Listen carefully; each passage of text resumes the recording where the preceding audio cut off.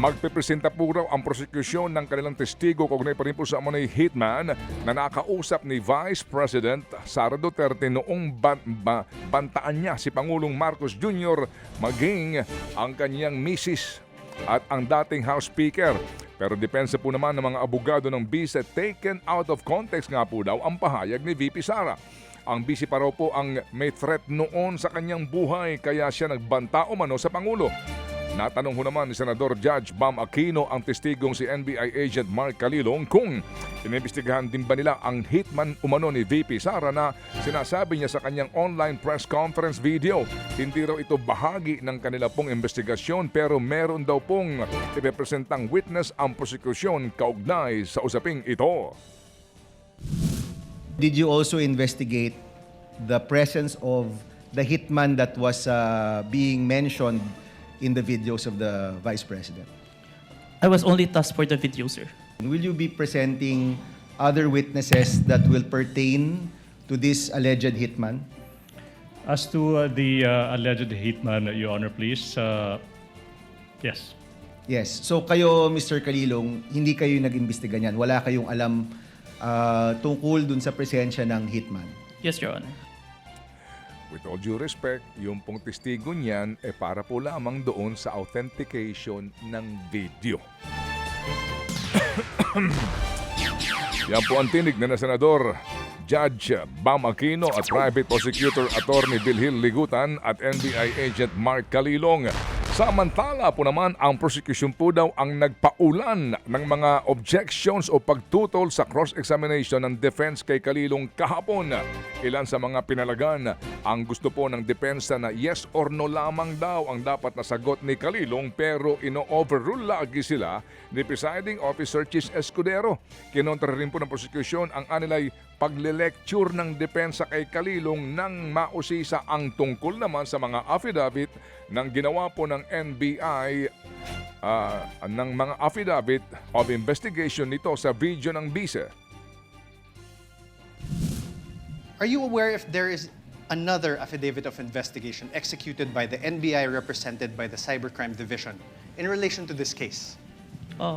This is the only one that is submitted, sir. No, executed. Your Honor, My question is the defense executed. cannot argue with the witness, Your Honor, please. The witness would know how to respond, counsel.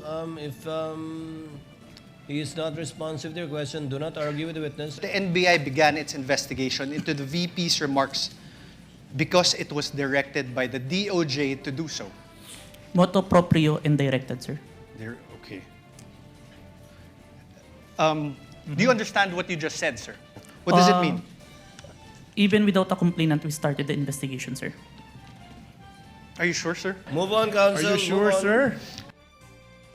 Yan po ang sagutang tinig ni na Defense Lawyer Attorney Narvasa, NBI Agent Calilong at Presiding Officer Escudero at Private Prosecutor Attorney Ligutan.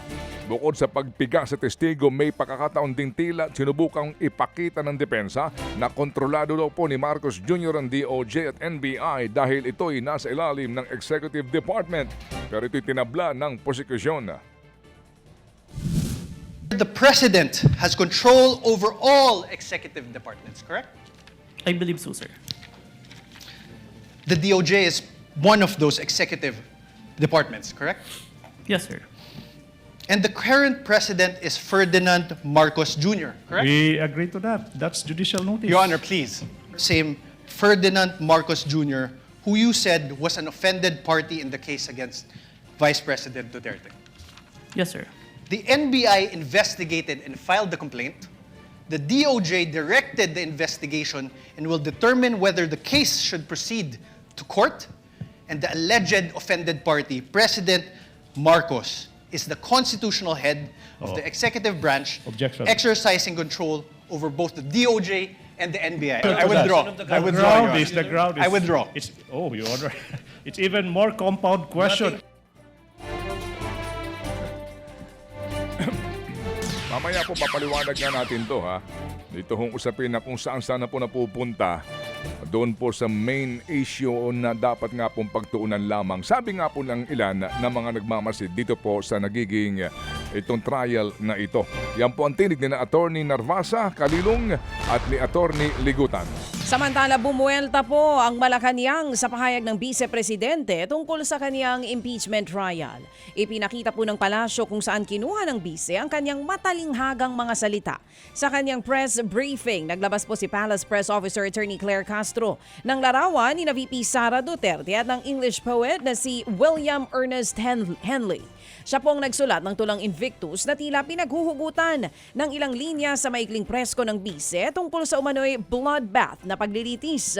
Banat po ng palasyo, buti naman daw at may basehan na ang Vice sa kanyang mga sinasabi. Binigyan din ng palasyo na hanggang ngayon ay hindi pa rin sumasagot ang Vice sa mga ibinabato sa kanyang akusasyon.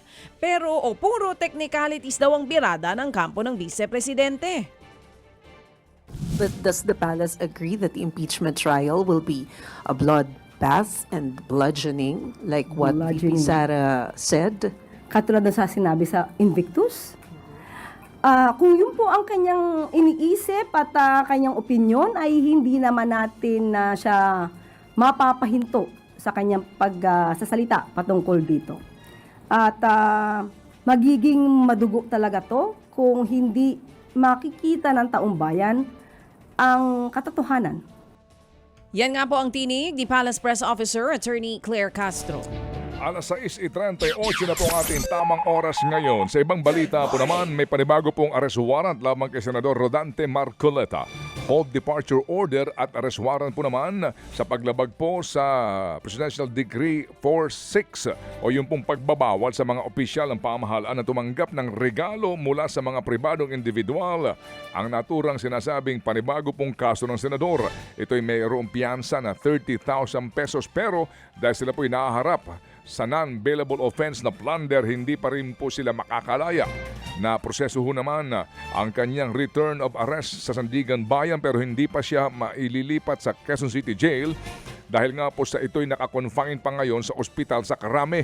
Lumalabas kasi sa resulta po ng kanyang medical examination na siya mayroong pong mild pneumonia at degenerative disc disease o yung pong sakit sa gulugod. Samantala, itinalaga ng Pangulong Bongbong Marcos Jr. bilang bagong Cabinet Secretary si dating Interior Secretary Benhur Abalos.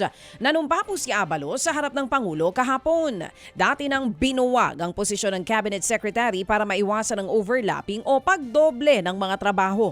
Pero ayon sa palasyo, may mga mandato naman ngayon ang Cabinet Secretary.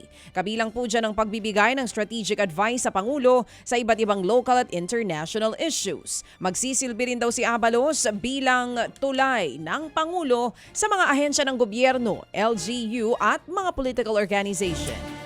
Alas 6:40 na po ang ating oras ngayon. At sa ating po namang lagay ng panahon nga, humina po at isa na lamang typhoon ang super bagyong Inday habang nananatili sa loob ng Philippine Area of Responsibility. Huling namataan ang bagyo 925 kilometers silangan po ng Northern Luzon. Taglay nito ang lakas ng hangin na 175 kilometers per hour at pagbuksong hanggang 215 kilometers per hour. Ito'y kumikilos ng pakanluran, hilagang kanluran sa bilis na 20 kilometers per hour. Nakataas pa rin po ang signal number 1 sa Batanes, Babuyan Island, Cagayan, Isabela, northeastern portion po ng Quirino, Apayao at northern portion po ng Abra. Habang signal number 1 din sa Kalinga, eastern portion po ng Mountain Province at Ifugao, maging sa Ilocos Norte, northern portion po ng Aurora, pati po sa northern at central portions po ng Catanduanes. At ayon po sa forecast ng Pag-asa, hindi tatama sa kalupaan ang naturang bagyo pero ito'y posible pa rin mas lumapit daw po sa may extreme northern Luzon bukas ng gabi o Sabado ng umaga. Asahan daw ang malalakas na mga hangin at mga pag-uulan sa mga nabanggit na lugar. Inaasahan po namang lalabas po ng bansa ang bagyo pagsapit ng araw ng Sabado. Mga kapatid, patuloy po kayong tumutok sa 105.9 True FM para sa totoong balita, impormasyon, music and entertainment. Mag-subscribe sa aming YouTube channel at podcast at sundan nyo kami sa Facebook, Instagram, X at TikTok sa True Network PH. Bisitahin din po ang aming official website, truefm.ph. At panoorin din kami sa True TV Signal, Channel 19. Kami po ang 105.9 True FM. Laging true sa'yo, kapatid.